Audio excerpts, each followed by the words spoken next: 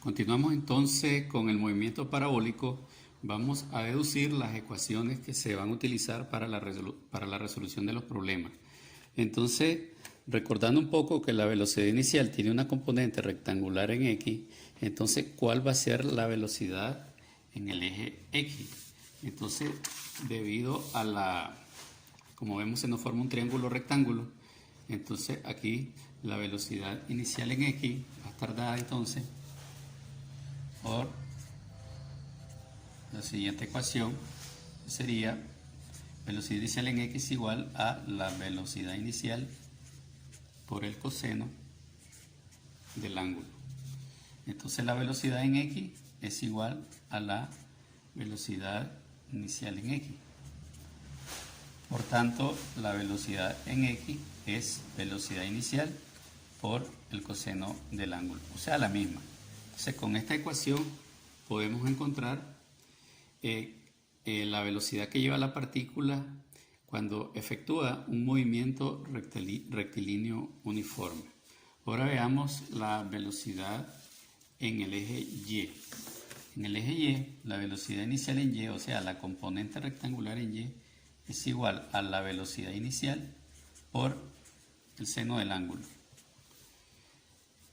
Pero en este caso, la velocidad en Y, debido a que es un movimiento vertical y está la influencia de la fuerza de gravedad, entonces va a estar dada por la velocidad inicial por el seno del ángulo más menos la gravedad por el tiempo.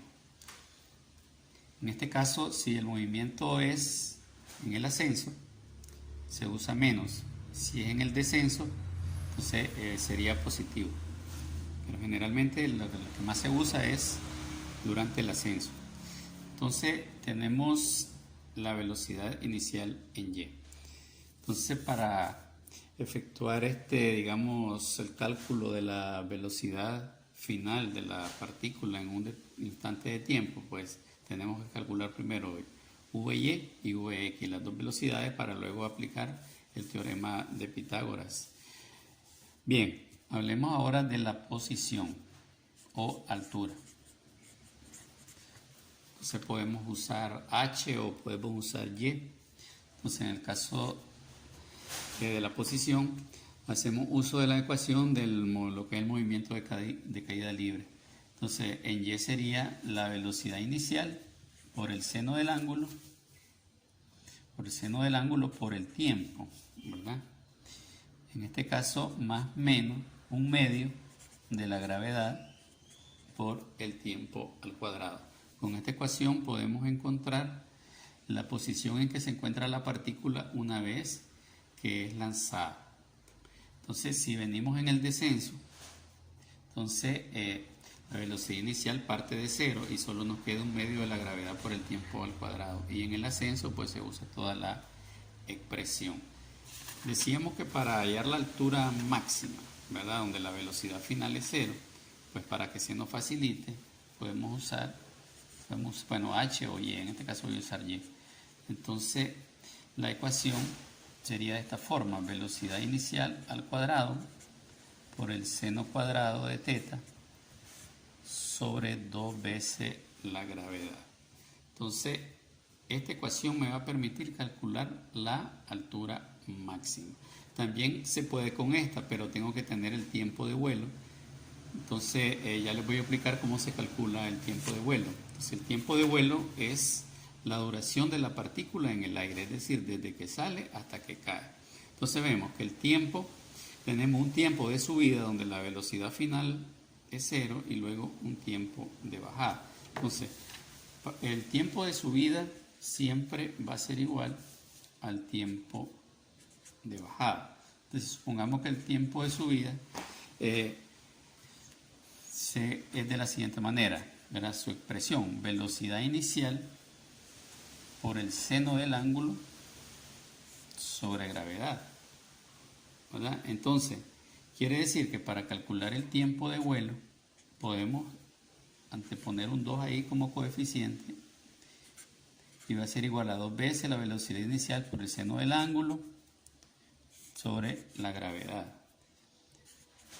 O sea que el tiempo de vuelo es igual a 2 veces el tiempo de subida, es decir, ida y vuelta. Ok, bien.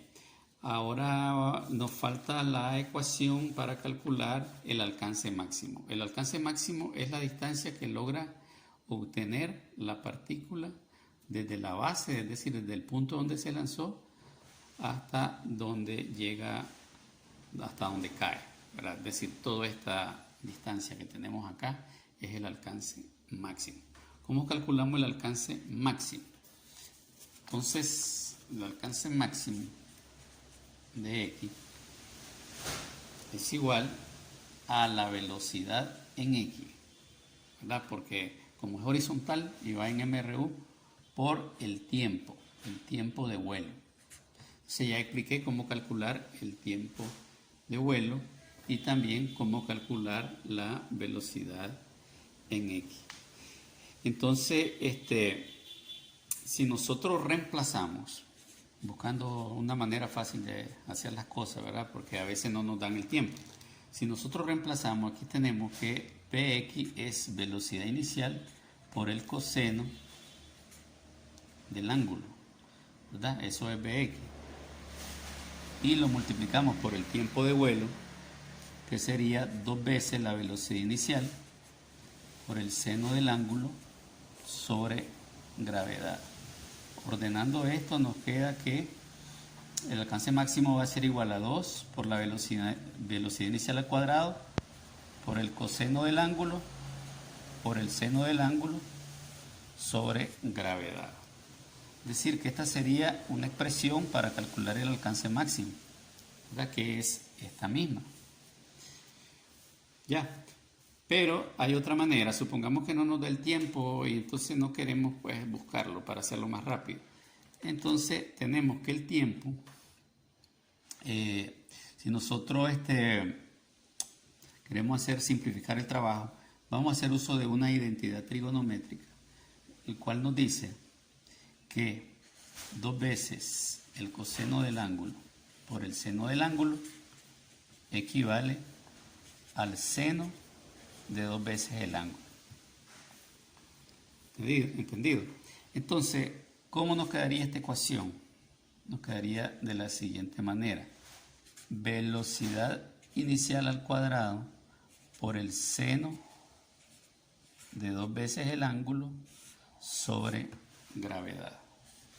Entonces tenemos esta expresión para hallar el alcance máximo. Tenemos esta y tenemos esta.